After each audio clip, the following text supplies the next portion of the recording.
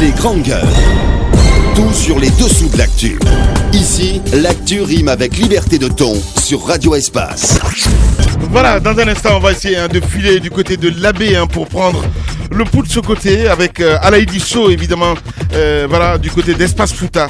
D'abord, quelques messages des auditeurs, beaucoup de réactions. Du côté de BL, non seulement le président réagit, mais aussi le responsable à la com, c'est bien cela aussi, c'est Aliouba, qui réagit. Bonjour Lamine, pourquoi le Premier ministre, conformément à l'article 57 de la Constitution, n'a toujours pas fait sa déclaration de politique générale suivie de débats sans vote devant le Parlement? Les Guinéens ne connaissent même pas sa feuille de route. Ce régime ne mérite ni excuse ni moratoire. Aliouba, il est le directeur de Bloc Libéral. Et son président aussi qui réagit direct, c'est Faya Milimono, docteur Faya Milimono. Bonjour les GG. L'ordonnateur de la Gabégie est Diarré, le même Diarré qui est président de la Cour des comptes. Il faut commencer par le débarquer, sinon Diarré ne peut soliter sa mauvaise audition. Voilà, c'est ça. Et on reste là-dessus avec cet autre message. Voilà, on lui dit bonjour Lamine. Au moment où tout le monde se bat pour aider le peuple, la douane et les impôts multiplient donc les prix. Depuis le 16, le code NIF d'un véhicule a augmenté de 75 000 à 3 milliards, du jamais vu dans un pays normal. Une augmentation de plus de 8% encore sur les taxes sur les véhicules. Voilà. Et on va continuer Ahmed avec Takana Zion qui est avec nous dans ce studio, mon cher Ahmed. Bonjour Takana, merci d'avoir accepté notre invitation. Alors, bonjour. Nous traversons une situation difficile en ce moment. Yaman. Vous êtes acteur de la société civile, si on peut le dire ainsi, parce que la société civile, c'est nous tous. Yeah. Un mot sur cette grève? Je vous remercie déjà de m'avoir invité. J'étais supposé venir très tôt. Ouais. Mais comme les grandes gueules, voilà, c'est les grandes gueules à partir de 10h et les tensions commencent à baisser. Ah mais non, pas Donc je débarque quoi. Voilà, donc moi je voudrais m'adresser, comme on appelle adresser, 3 messages. Le premier message s'adresse au président, le deuxième message au syndicat et le troisième au peuple. Et donc à monsieur le président de la République, et je voudrais lui féliciter, adresser mes félicitations et pour tout ce qu'il a fait et toute sa bonne volonté et d'amener le pays de l'avant. Et en même temps, lui rappeler aussi que c'est très dangereux de faire la sourde oreille au cri du peuple, tu vois, au détriment de son pouvoir. Aujourd'hui, je pense que tout ce que le peuple l'a choisi, et parce qu'on pense qu'il a des bonnes intentions pour la Guinée, qu'il peut faire des grandes choses. Les grandes gueules. Donc, entre ce que le président pense bien pour la Guinée et ce que les syndicats sont en train de revendiquer, je pense qu'il y a un juste milieu. Donc, il faut essayer de trouver l'équilibre pour qu'on sorte très rapidement de cette situation-là. Alors, les syndicats aussi, je voudrais les féliciter pour les revendications qu'ils ont posées devant le gouvernement et que j'estime juste que c'est au nom de tout le peuple guinéen qu'ils sont en train de faire ça.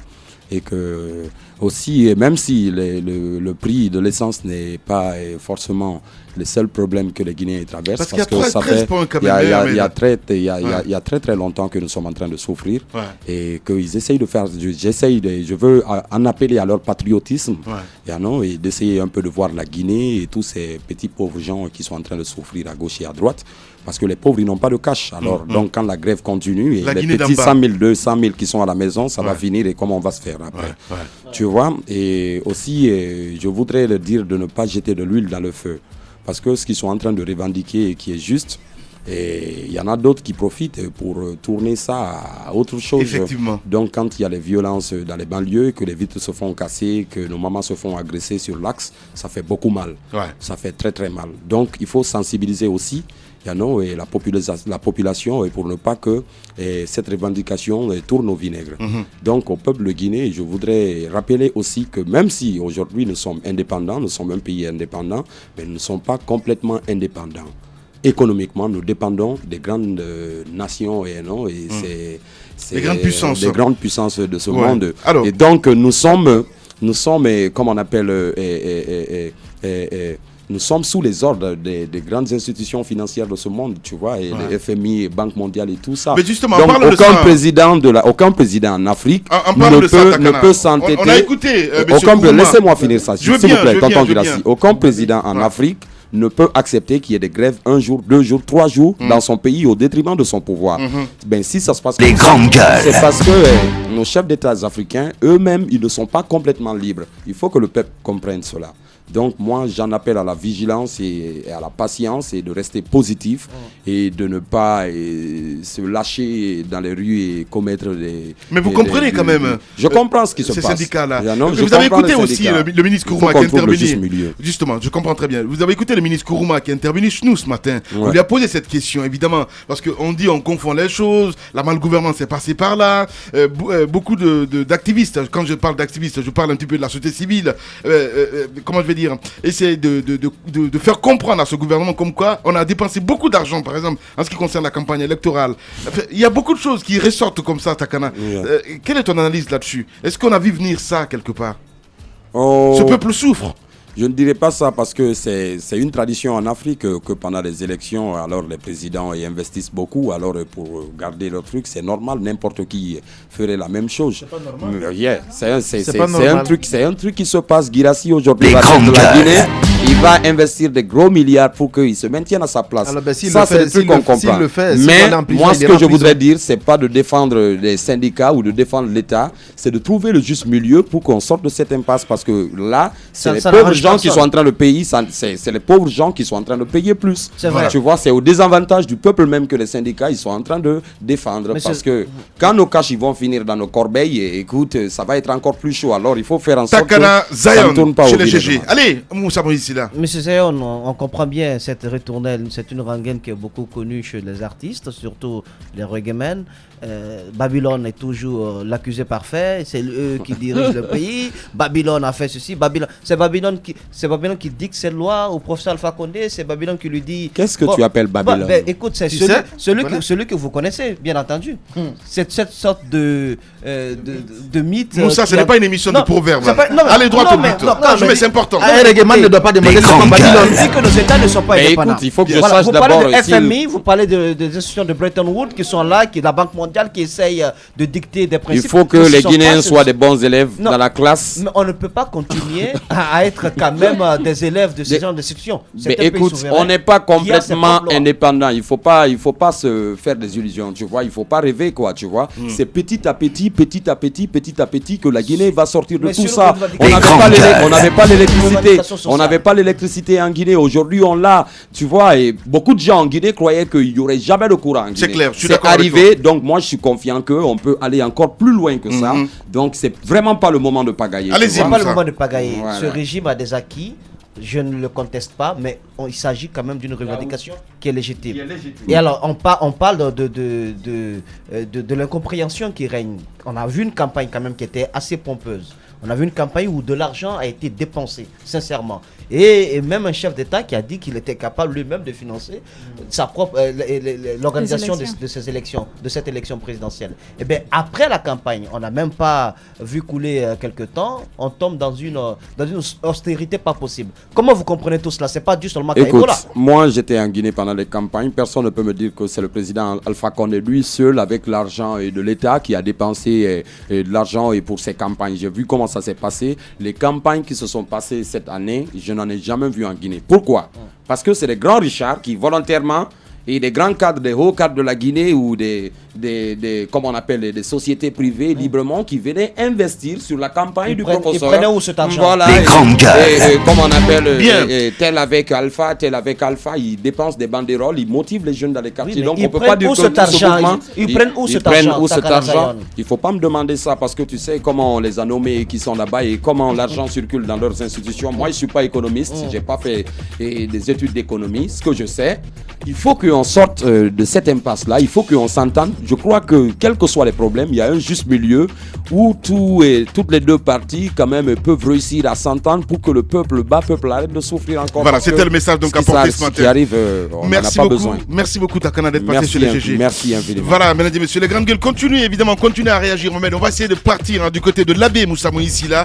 Là-bas, on nous apprend l'huile d'essence aujourd'hui se vend à 20 000 francs guinéens, carrément. Le temps pour d'autres invités évidemment de s'installer sur ce plateau. Vous allez laisser Takana évidemment partir. Alaïdi Sow va nous en dire un peu plus dans un instant. Le mot d'ordre donc de grève générale est illimité, largement suivi à l'Abbé. Sur place, l'administration, le secteur bancaire et les activités commerciales donc sont paralysées. Même constat dans les stations de service de la ville, sont fermées depuis le début de la grève, nous apprend. Aucun service minimum n'est observé. Conséquence, c'est la flambée sur le marché noir où le litre d'essence donc se négocie parfois jusqu'à 20 000 francs guinéens. On nous apprend hier, vous avez écouté évidemment Alaïdi Sow dans le 18h de la radio Espace.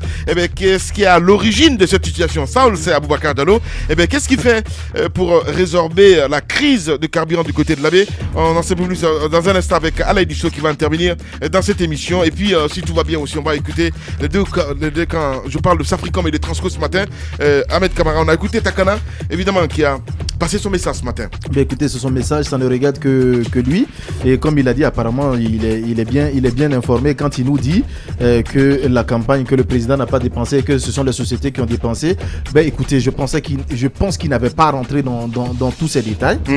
Il devait tout simplement lancer son message, demander aux jeunes de rester tranquilles et ceci ou cela. Je pense qu'il allait un peu loin. De toutes les façons, comme on l'a dit, il est acteur de la société civile. Bien. Il donne son point de vue. C'est son point de vue, je respecte. Voilà. Allez, Alaïdi Sow en direct chez les juges et Madame Yoruba. Bonjour Alaïdi. Bonjour Lamine, bonjour à tous. Bienvenue chez les Grandes Gueules. Alors, hier, on vous écoutait à la rédaction d'Espace. À travers ce reportage, la situation est beaucoup plus que tendue du côté de l'Abbé, notamment le panier de la ménagère avec cette flambée, notamment du prix du carburant au marché noir. Dites-nous un peu plus, Alaïdi. Voilà, effectivement, Moussa Hero, ça chauffe du côté de l'Abbé parce que les gens n'arrivent pas à avoir surtout le carburant l'or noir. Toutes les stations sont fermées. Et au moment où je vous parle, le litre se négocie entre 16 à 20 000 ici à l'Abbé. Donc c'est vraiment compliqué. Les autorités syndicales et les autorités locales de l'Abbé ont tenté des négociations qui n'ont toujours pas abouti pour essayer d'ouvrir au moins 4 stations qui pourrait servir la population. Donc, ce qui fait que la situation est tendue, le marché est fermé, malgré que ce matin, j'ai appris avec l'administrateur qu'ils essaient de trouver un temps pour ouvrir le marché afin que les marchandises qui sont périssables, qu'on puisse récupérer ça et donner ça à la population. Ouais. Allez-y, Alaïdi. Oui, hier on a assisté à une altercation entre les syndicalistes et autorités locales de l'éducation. C'était du côté de l'amphithéâtre NICFP de l'Abbé. Donc les représentations syndicales ont appris que l'inspecteur régional de l'éducation et le DPE qu'ils avaient convoqué des responsables d'établissement ainsi que des enseignants du côté de l'amphithéâtre pour essayer de rouvrir les salles de classe malgré le mot d'ordre de grève générale déclenché lundi. Donc informés, les syndicalistes ont fait une descente musclée de ce côté. Vous avez écouté le 18h d'hier. Donc, il y a eu d'abord une altercation entre eux parce que l'inspecteur régional d'éducation, il disait qu'il n'était pas question de saboter la rencontre qu'il avait convoquée. Mais avec l'arrivée du mouvement, il était obligé, tous les enseignants, les responsables et autres ont été obligés de se plier à cette règle. Ils ont pris la poudre d'escampette. Donc, ça a chauffé de ce côté. Ils étaient convoqués tous du côté du gouvernorat pour essayer de trouver une solution.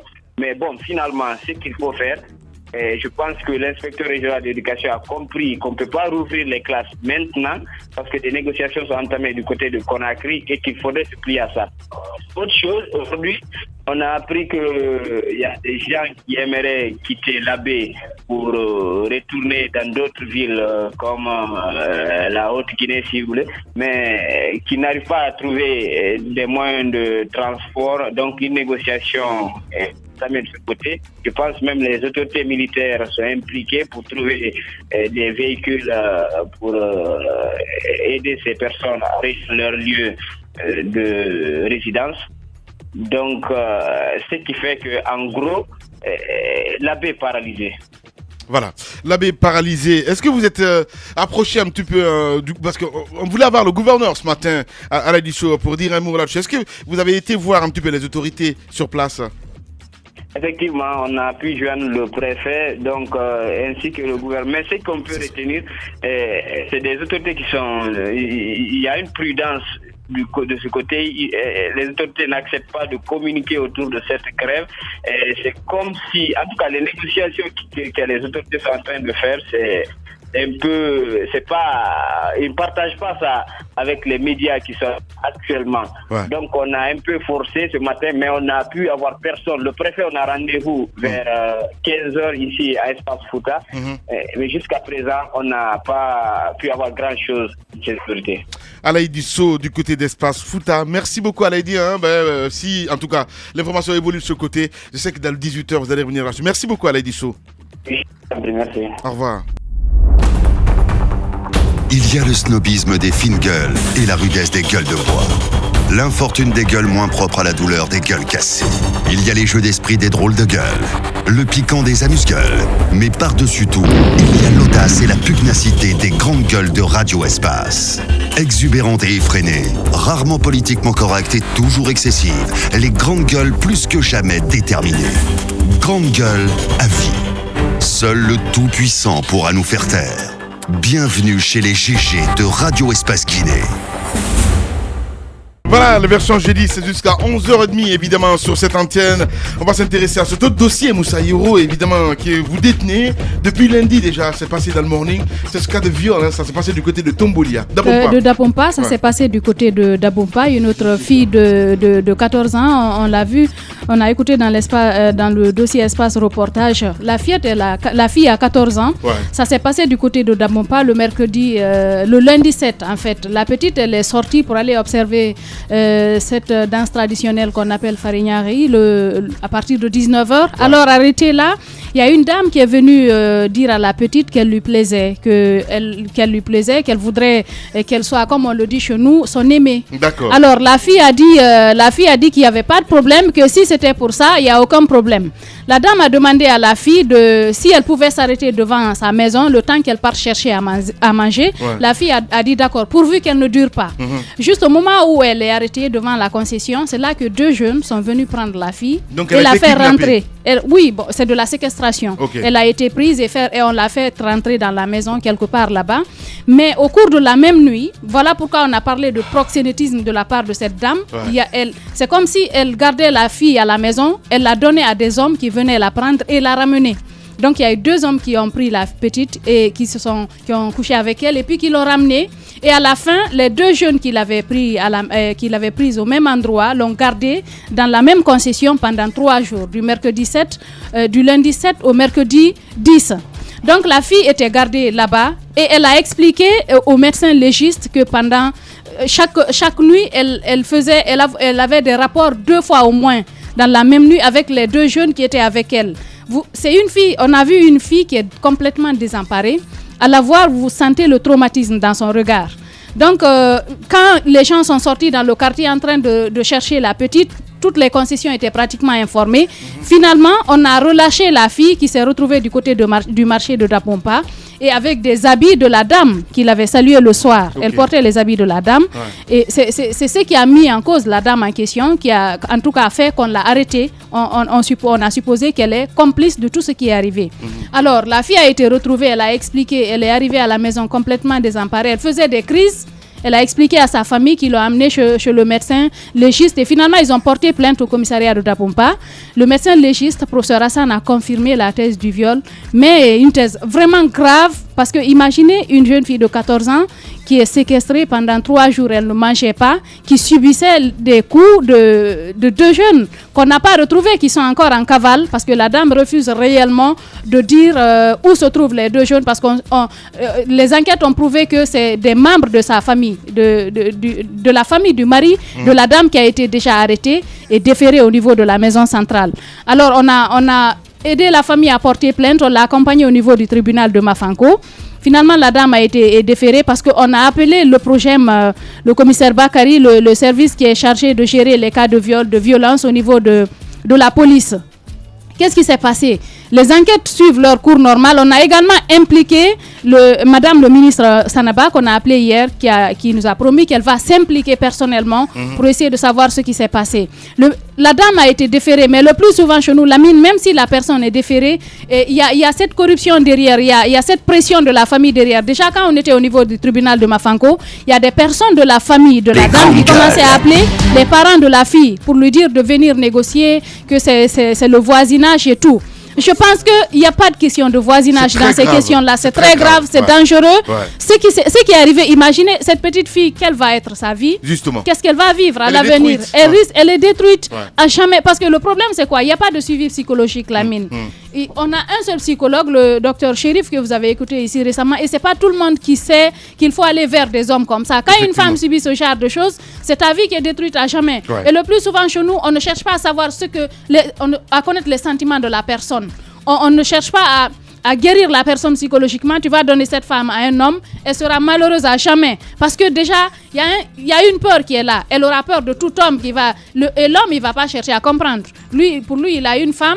Il ne connaît pas l'antécédent psychologique de la personne. Je pense que c'est très difficile. Il faut que le puisse avancer dans ce pays, que des personnes qui sont victimes de viol soient jugées. Parce qu'on n'a jamais vécu de cas exemplaires qu'on dise que oui, telle personne a été prise la main dans le sac, qu'on l'a jugée pour qu'elle serve d'exemple par rapport à d'autres personnes. Si le mécanisme ne bouge pas, on risque de devenir comme l'Inde. Parce que, imaginez,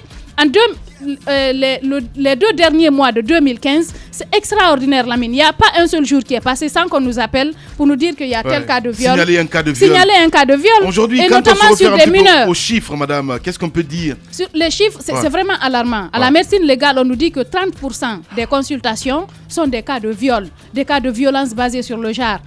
Et puis, c'est sur des cas de petites filles de 4 ans, 5 ans, 7 ans. Là, il a Barzourdi, là. Voilà. Il faut le laisser le temps de s'exprimer. Allez-y, Djibril. Voilà, pour ne pas qu'il pleure, là. Non, je ne vais pas pleurer, malheureusement, mais je vais dire ce qui peut vous paraître une incongruité. Je pense, moi, je préfère mastiquer le poireau que de me livrer à de telles scènes. Je pense qu'aujourd'hui, le viol est devenu un serpent de mer. Et la répétition des viols est l'expression, madame l'a rappelé tantôt, de l'absence de sanctions vis-à-vis des violeurs. À chaque fois qu'il y a viol, ce sont les familles même des victimes qui s'impliquent pour ne pas que l'affaire aille jusqu'au bout.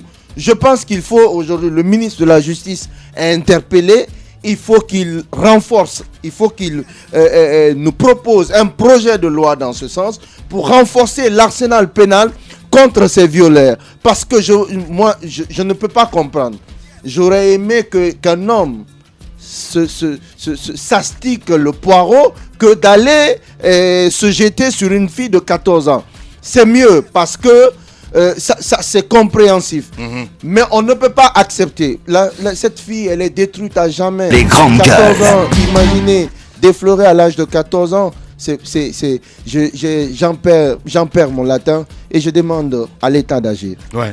Djibril, allez-y, Tamba. Écoutez, quand on vous parle de la maladie de notre société, on pense qu'on exagère souvent. Sinon, comment comprendre qu'une femme chez nous, une femme en Guinée, la Guinée que nous avons aimée, la Guinée qui nous a construit, une femme en Guinée, c'est le symbole de la morale, c'est le symbole du respect, de la pudeur et de tout ce qui va avec. C'est clair. Mais qu'on vous dise qu'une femme devienne... il faut qu'il y ait un exemple. Qu'on vous dise qu'une femme devienne... La justice, c'est pas ce qui se passe en fait. C'est tout le problème que nous avons en Guinée et dans tous les secteurs. On se permet tout parce qu'on sait qu'on ne sera jamais sanctionné. Inquiété. C'est une chose comme ça. Vous savez, le proxénétisme est davantage sanctionné que même la prostitution. On sanctionne le proxénétisme. Si une femme se permet d'être proxénète, on attend que la justice puisse faire son travail pour établir la responsabilité de chacun. Si cela est avéré, il faudrait qu'il y ait un précédent qui dissuade les autres de commettre les mêmes forfaitures. Cela est une chose. Mais il faudrait sérieusement que la Guinée, que la protection de l'enfance s'intéresse davantage à cette question du viol. Parce que les grandes gueules. Comme Ahmed Kamara le disait, ça s'épidémise. On en parle presque tous les jours maintenant. Il y a tous les jours. Et ça se banalise. C'est aussi simple que il faudrait davantage réfléchir sur cette question.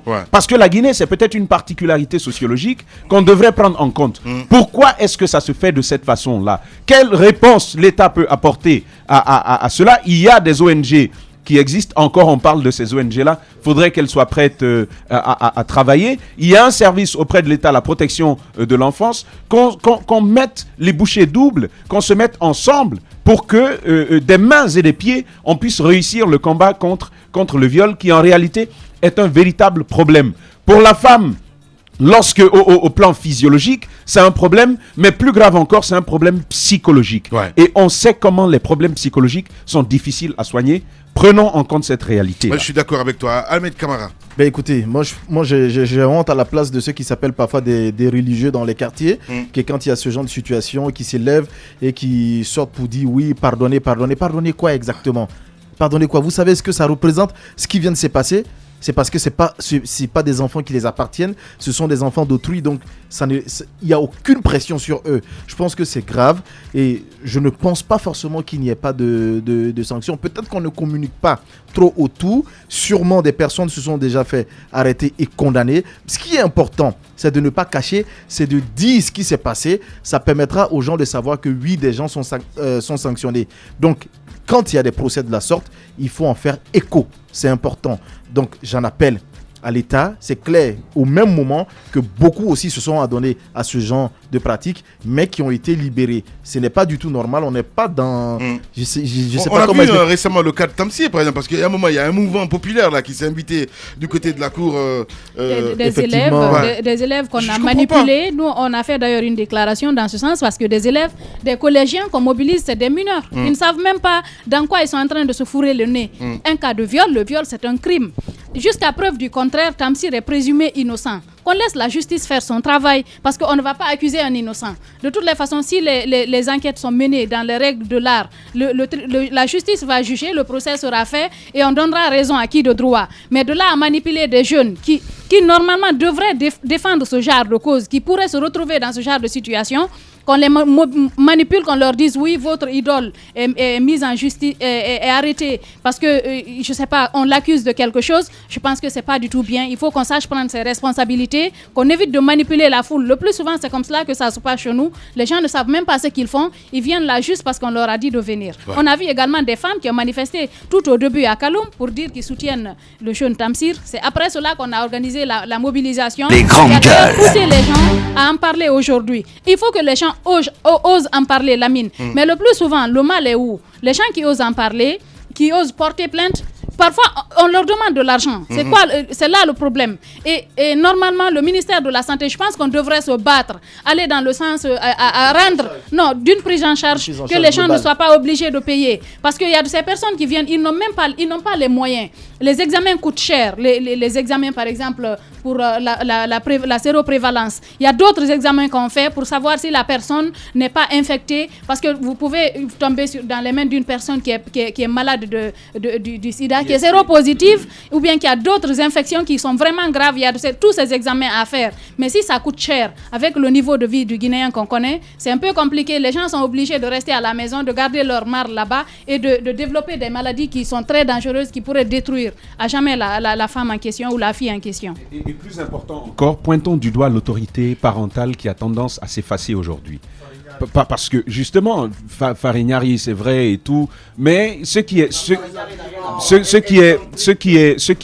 est important. Non, Moussa Moïse, tu comprendras, parce que lorsque vous voyez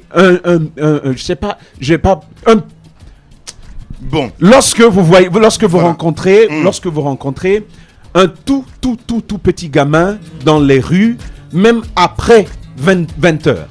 Il y a ça en Guinée, qui vont jusqu'à 1h du matin. Où sont les parents par rapport à ça? Et il y a même une éducation sexuelle que l'on doit donner aux enfants. Ça n'a rien à voir avec le niveau d'instruction, ça n'a rien à voir avec tout cela. On a besoin que les parents soient présents. Lorsque le premier échec, je vous le dis encore une fois, le premier échec dans ce genre de combat, c'est que les parents ne se mêlent pas à la danse. S'ils n'ont rien fait pour aider l'État, par exemple, à lutter contre un tel comportement, ça n'arrivera pas. Moussa Hiro me parle de manipulation de jeunes. C'est des collégiens. Moi, je sais de quel milieu, par exemple, je viens, et il y a d'autres jeunes qui viennent d'un certain milieu, d'un milieu assez intéressant.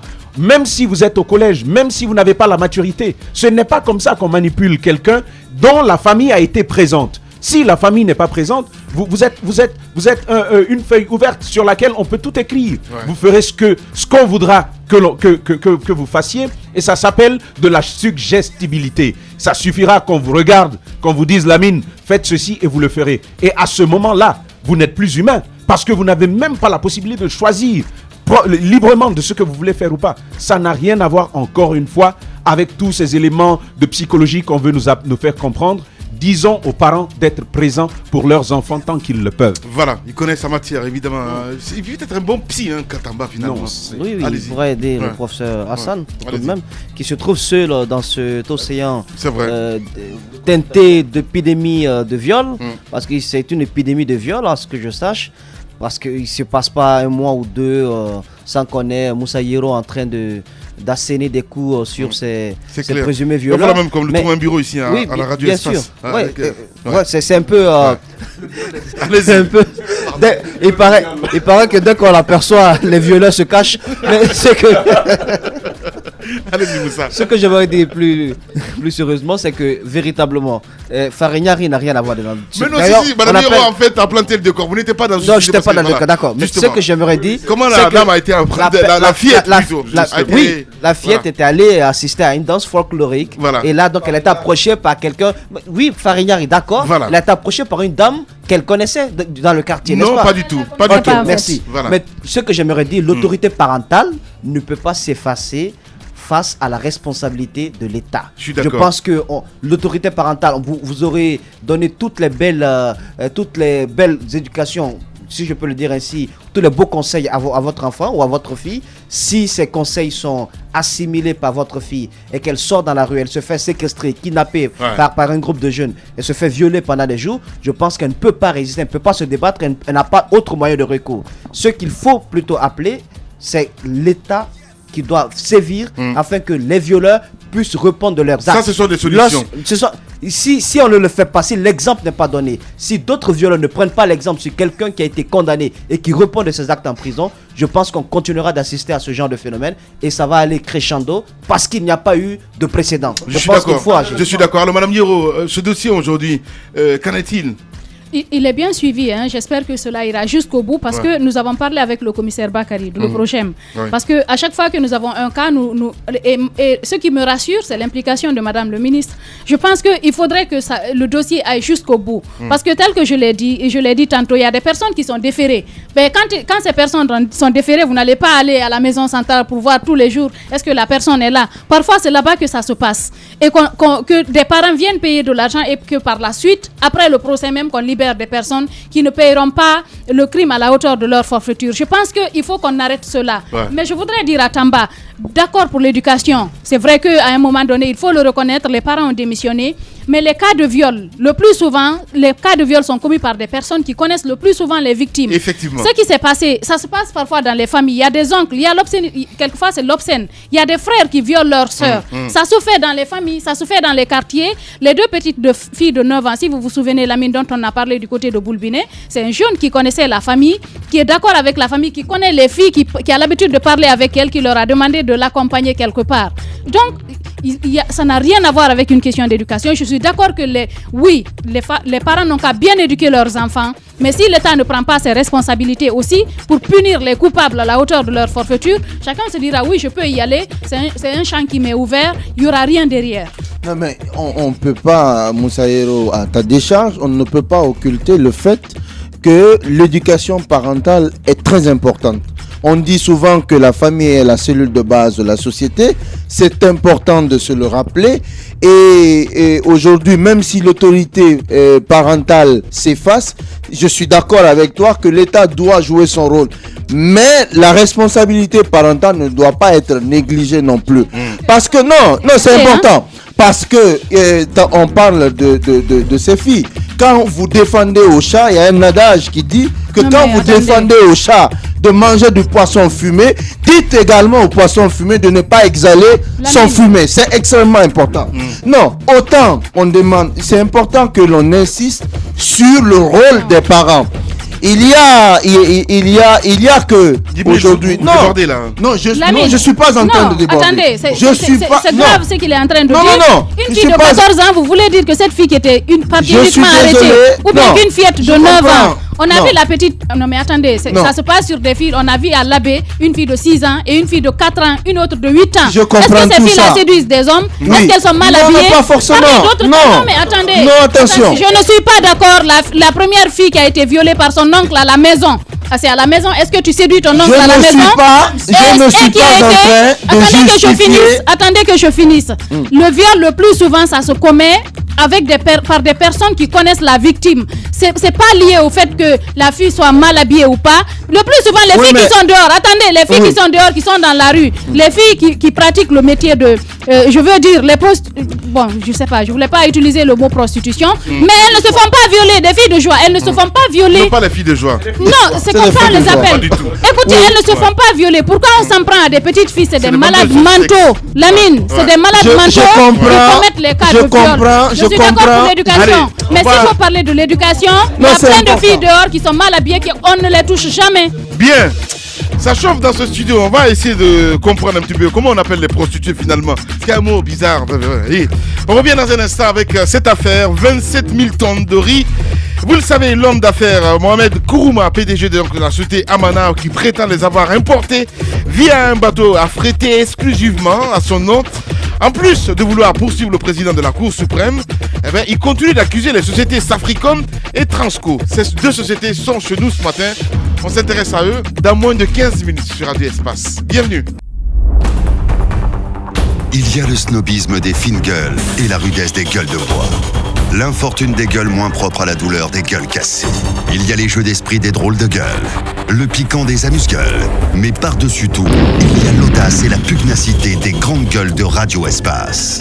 Exubérantes et effrénées, rarement politiquement correctes et toujours excessives, les grandes gueules plus que jamais déterminées. Grandes gueules à vie. Seul le Tout-Puissant pourra nous faire taire.